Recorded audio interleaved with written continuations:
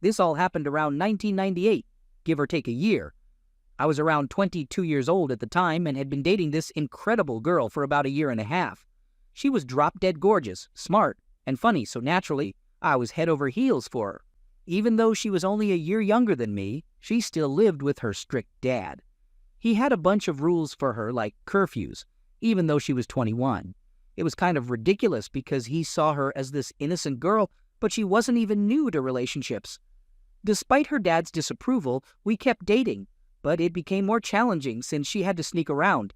She would often use her cousin as an excuse to see me, but in reality she would spend time at his place to create an alibi. She claimed they had a close bond since childhood, so it seemed normal to her. As time went on, I discovered that her so-called cousin wasn't actually her cousin. He was the son of her dad's best friend. She explained that she had always referred to him as a cousin and considered him like family. However, I started noticing more and more things that seemed strange, and it made me extremely suspicious. She told me that she was going to have lunch at a specific restaurant and then come to my place. Soon after, I received a message on my pager asking me to meet at Red Lobster at 12. Then I received another message clarifying that it was actually meant for her dad. I hurriedly went to the restaurant and noticed her car, so I parked far away. Another car arrived, and her so-called cousin got out. They greeted each other with hugs and kisses before going inside. Feeling miserable, I went back home to wallow in my sadness. I canceled our date for that day, but I didn't let her know what I had discovered. Soon, I came up with a wicked plan. Let me tell you about something that happened earlier in our relationship. One day, while she was getting dressed, I took a close-up Polaroid picture of her backside. I didn't think she would mind, since it wasn't possible to identify her from the photo. However, she became incredibly furious. I had never seen her so angry before. She was determined to fight for that picture, but I made no effort to stop her. She tried to tear it up, but couldn't. I asked her to give it to me so I could cut it up. She grabbed a pen and started marking on it, then found some scissors and cut it into pieces. Finally, I burned the remains right in front of her. She stayed angry for quite some time and kept reminding me repeatedly that she absolutely despised the idea of having any explicit pictures of herself in existence. I can't emphasize enough how much she detested the thought of anyone possessing photos of her. It terrified her. We didn't talk for about a week, and our relationship was on the verge of breaking up.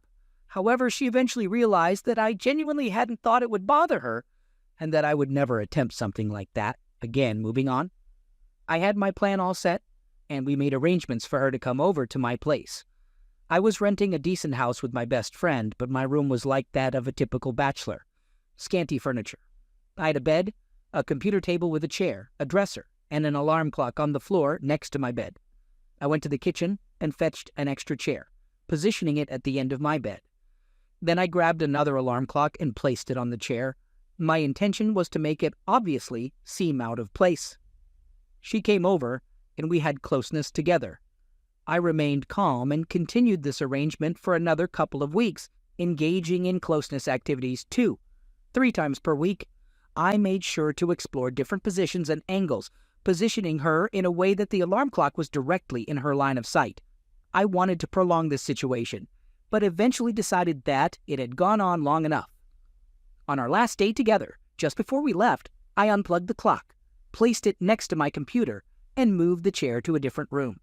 I made sure she saw me, but made it seem like I was simply tidying up. I started feeling uncertain and hesitant about my plan because I knew how cruel it was. I chose to wait for a day, which turned into 2, and after about a week, I finally decided to call her and confront the situation. I still wasn't sure if I wanted to seek revenge or not. I made the call and informed her that I knew she was seeing her supposed cousin. I couldn't recall his name. She denied it at first, but I mentioned that someone had told me they saw them kissing. Eventually, she admitted to it, but claimed that it had only started that week. I asked her how she could be involved with her supposed cousin, to which she replied that he wasn't actually her cousin. We argued some more, and I revealed that I had known for a month. Then she tried to shift the blame onto me for not saying anything when I found out, and she made a snarky comment, although I can't recall the exact words. Then I informed her that there was one final thing that she would really want to know. Me, do you remember that alarm clock sitting on the chair by my bed? Her, yeah. Me, did you ever wonder why it was there? Her, not really. Me, think about the way we positioned ourselves during our recent closeness, with you facing the foot of the bed and so on. Her, what the heck are you saying? Me, that alarm clock was actually a freaking spy cam, you disgusting, cheating witch. I angrily hung up the phone. For some reason, I had called from a payphone. My pager kept buzzing like crazy for the next several hours. It vibrated nonstop for a solid 30 minutes before I turned it back on. My home phone was flooded with voicemail messages. Her messages started with screams and cries, then turned into threats, followed by begging and even offering bribes. Then she would go through the same cycle all over again. The next day, she came to my house and knocked on the door for at least an hour, but I didn't answer. The calls and messages kept coming for weeks, although they became less frequent.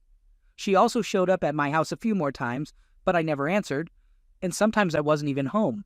Finally, I answered one of her phone calls, but when she started asking about the tapes, I told her that I had no idea what she was talking about. I listened to her beg, cry, and plead, and every time she mentioned the tapes, I would simply say, I don't know what tapes you're talking about. Then I hung up and never spoke to her again.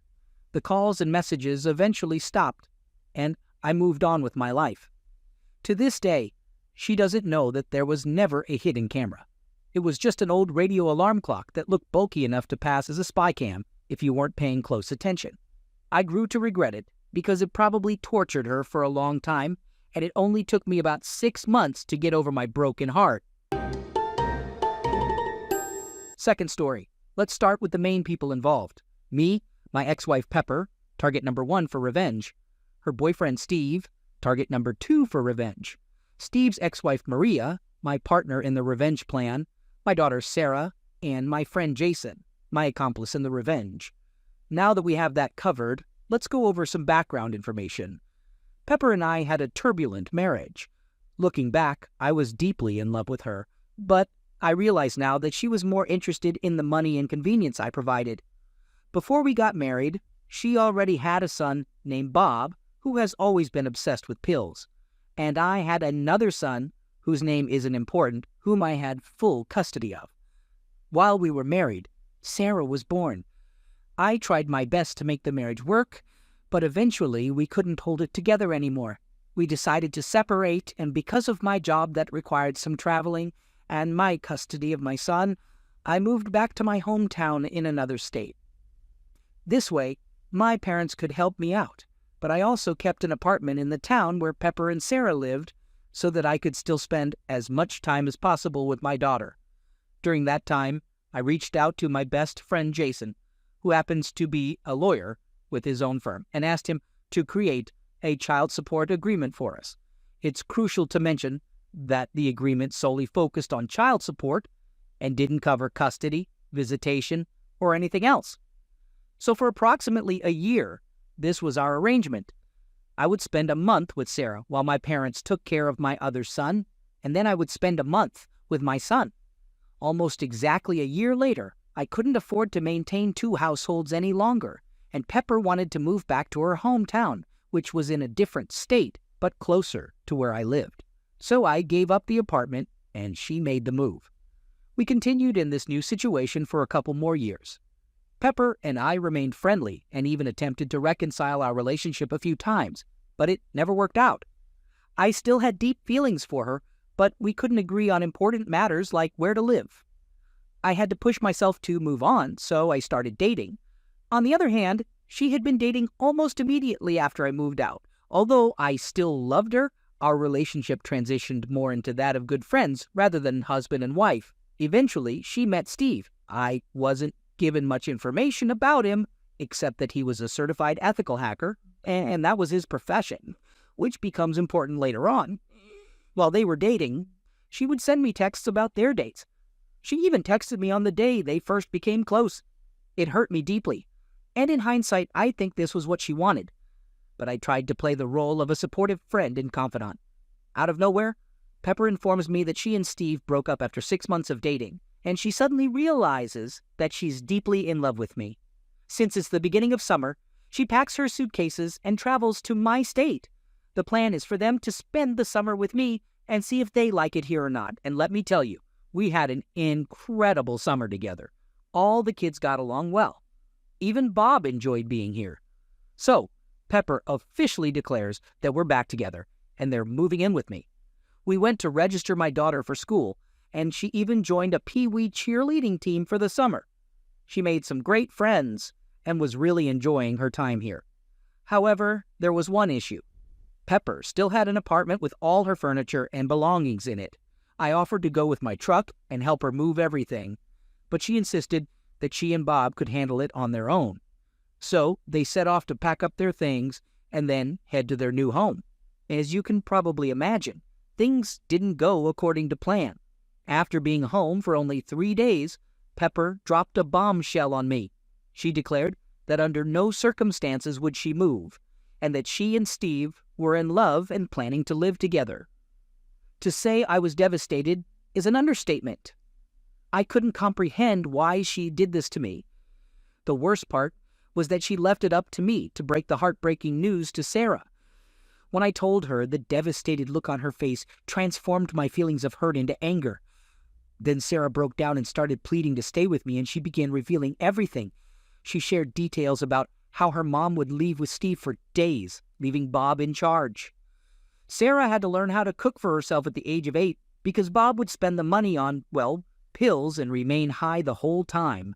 If Bob wasn't left in charge, Pepper would rely on her niece, who had multiple felony convictions, to take care of Sarah. Sarah also recounted the first time she met Steve. He came to their house, barely said hello, and then he and her mom disappeared into the bedroom and had loud closeness. Sarah was outside the door crying her eyes out, but they completely ignored her and continued. This was how my 8-year-old daughter learned about closeness, and even after 7 years, she is still in counseling trying to recover from those traumatic experiences. At this point, my anger has transformed into pure rage. I immediately informed Pepper that there was absolutely no way Sarah was going back to that situation, and I was prepared to fight her tooth and nail to protect my daughter. In response, Pepper took swift action and arranged for an emergency hearing in her state, aiming to force Sarah to return.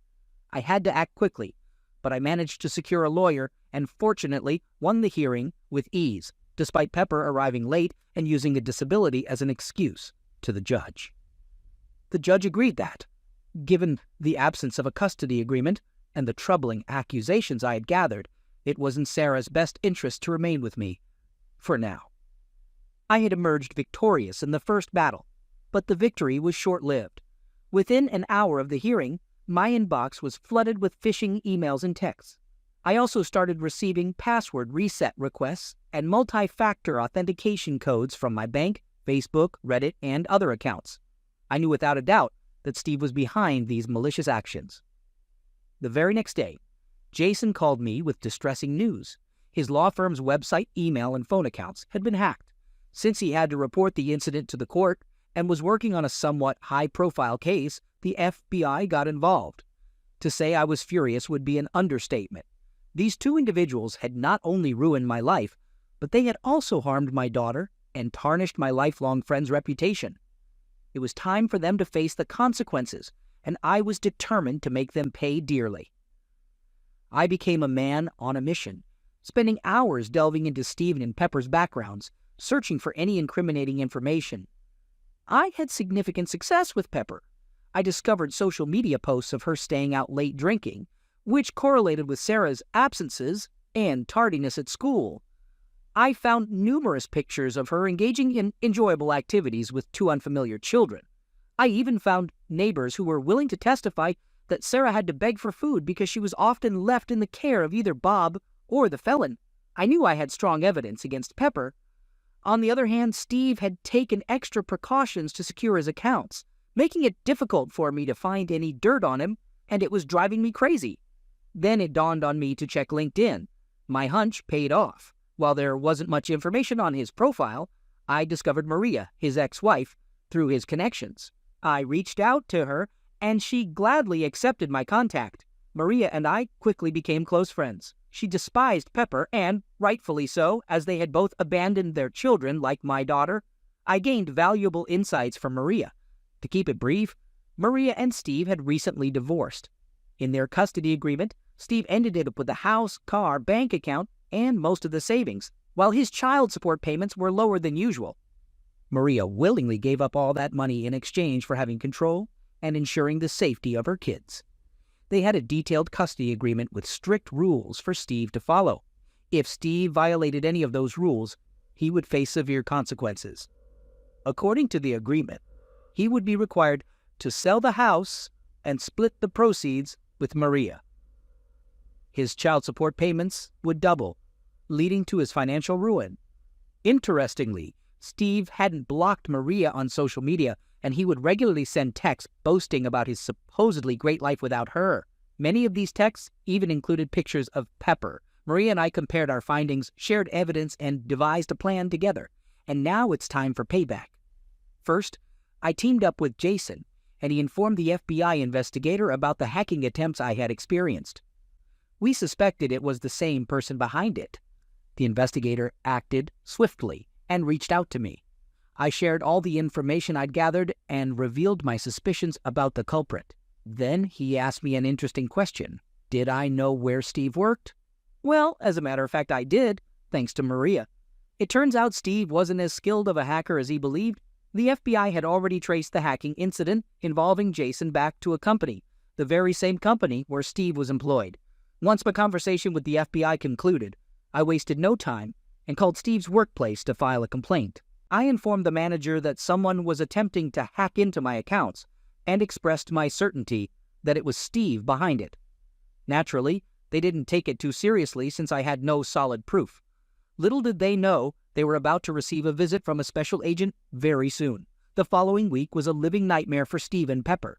Pepper received the divorce papers, and her lawyer was presented with all the evidence I had gathered. According to my lawyer, it was the most comprehensive investigation he had ever seen. I had concrete proof of 40 instances of tardiness and 19 absences, all linked to nights out drinking with Steve. I had undeniable evidence of them abandoning my daughter for extended periods of time. Maria even provided me with a photo taken at 2 a.m. on the night before the emergency hearing, showing Steve and Pepper drinking at a tattoo parlor. That same hearing, Pepper arrived late and claimed it was due to a disability. Steve was served with the news that he had violated the entire custody agreement. Maria had pictures from me that proved he was with Pepper on nights when the kids were supposed to be with him, and they were left unsupervised. She also had evidence of unauthorized contact between Steve and Pepper, which went against the custody agreement. The fallout was truly remarkable to witness. Steve lost his job. My complaint, along with an older hacking complaint and the FBI's involvement, left his employers no choice but to let him go. While he managed to avoid legal consequences as the FBI couldn't directly link the hacking to him, the reason for his firing became widely known, making it impossible for him to find another IT job.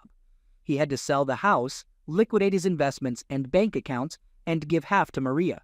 Since he no longer had a source of income, his child support payments remained the same. The last I heard, he was working at a grocery store. So in total, his income plummeted from over $200K a year to less than $40K. Pepper had a rough time during the divorce proceedings. The judge sided with me on every issue. I was granted sole custody and the authority to make all decisions regarding Sarah. Pepper was ordered to attend counseling, and her visits with Sarah and Bob must be supervised by a neutral third-party supervisor, with the expenses covered by Pepper. Sarah is making great progress. Although she still requires counseling, she's excelling in school and has made numerous friends. She doesn't see her mom often, but honestly, she's much happier and better off without her.